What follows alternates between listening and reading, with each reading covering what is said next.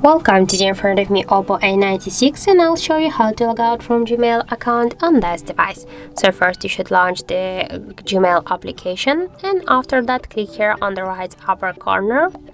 And you can see here that we are logged in into two accounts at the same time, and now I'll show you how to log out from one from these accounts in Gmail application. But to do that, we should first log out from the Google account on this device. So how to do that? You should click to the Manage Accounts on this device, and after that click to the Google section. Here you'll see these two accounts, and now for example to log out from this one, click here and on the right upper corner tap on these two dots or to more icon. Then just click here to remove account and confirm your action by click to remove account again.